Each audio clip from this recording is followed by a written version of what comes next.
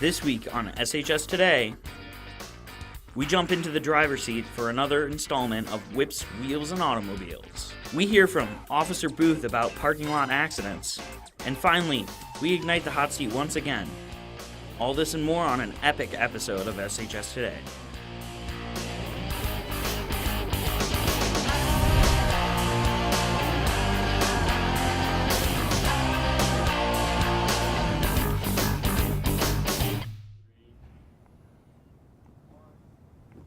How's it going, Celine? Welcome back to all new episode of SHS Today. Making my return to anchoring, I'm Plisko. And I'm Fawcett, making my debut as an anchor. With lots to get into today, let's get right into the show. First up, we're bringing back the segment Whips, Wheels, and Automobiles. But this time with a little spin, because the car being featured is mine. Let's go hear more about the car I drive. Hey, what's going, guys? I'm Plisko, and this is my car.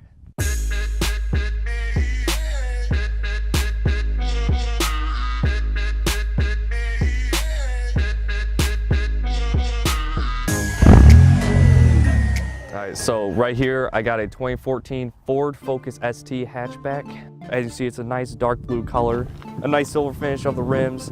It has a wing on the back, a dual exhaust. Obviously with cars, there's safety features. Mine, you rely on the clutch. If something's happening, you push that bad boy in, you start out fresh, wiggle the joystick around, and you're all good to go. It has a 4-cylinder engine in it. In the car world, they call it the 4-banger. It has a turbo in it. And basically, I guess for the cool kids that want turbo, you have that fancy extra acceleration if you want to get the car moving. The car is push to start, so I do have to push in the clutch and then the brake, and that just turns right on. My key is what you call a fob, so I literally just toss it. I can keep it in my pocket, throw it anywhere. Sometimes I just go in here and just sleep because how comfy these cloth seats are. Oh, geez, you know, like I said, there's plenty of space. It's like basically like a 5-passenger car. This has been Zach Plisko's 2014 Ford Focus ST. Join us next time on Whips, Wheels, and Automobiles. That's a nice car you got there, Zach. I got a Ford Focus myself. Yours might just be a little more powerful, though. Well, I respect anything you drive. All right, well, anyways, just a quick heads up since today, March 6th, is an early release day. Be sure to take the extra time away from school, studying, homework, or maybe have some fun. Accidents may happen in the parking lot with all the young, new drivers. Let's go to Officer Booth to hear more about how to prevent these mistakes.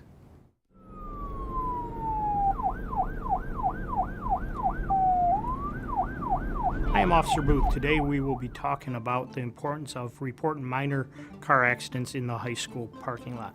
Some important things to know is that it is a misconception to think that being a no-fault state means that you don't have to report damaging a vehicle.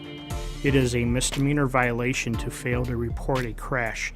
This is known as hit and run or leaving the scene. Ways to report: call the police, report the damage to the office, or leave a note on the vehicle with your contact information. Accidents happen every day. Don't make it into a crime.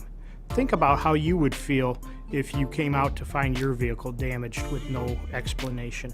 I am Officer Booth, and this has been Here's the Truth with Officer Booth.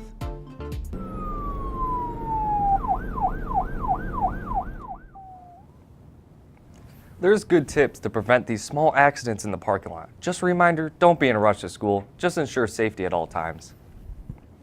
Now, we go to the hot seat. This time we randomly grabbed a student out from the hall, asking the usual questions you come to expect. Let's go with Nick Long and see who we found this week. Though we live in Michigan and it's cold outside, the seat must always remain hot. This is the hot seat. What's your favorite class? Honestly, right now, I'd probably have to say either French or a guitar one next try. That's going to be kind of exciting, yeah. Yeah, I play the guitar a little bit. You know, rock on, man. What are your plans for college? I'm not sure if I'm going to go to college. I was thinking about enlisting. I've been talking to a couple recruiters, actually. Well, thank you, and whatever you do, I support it, and if you decide to serve our country, I thank you for that. Is water wet?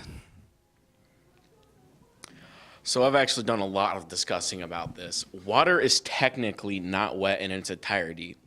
Water's ability to be a liquid is what makes other objects wet. So therefore, water in itself is not wet, but everything it touches becomes wet. Thank you. You've truly changed my mind. What would you do for a Klondike bar? Depends on what Klondike bar it is. Mint chocolate chip. Anything. All right. This has been Jake Bondi. And this is the hot seat. Yeet. If you want to be on the next installment of the Hot Seat, make sure to contact Mr. Bush in room C244. Well, that's all the time we have this week. I hope you enjoyed the show. I'm Will Fawcett. And I'm Zachary Plisko. Be sure to tune in for next show for information on last month's town hall meeting, the return of learning on the go, and a special spring break story. Have a great week, Hornets.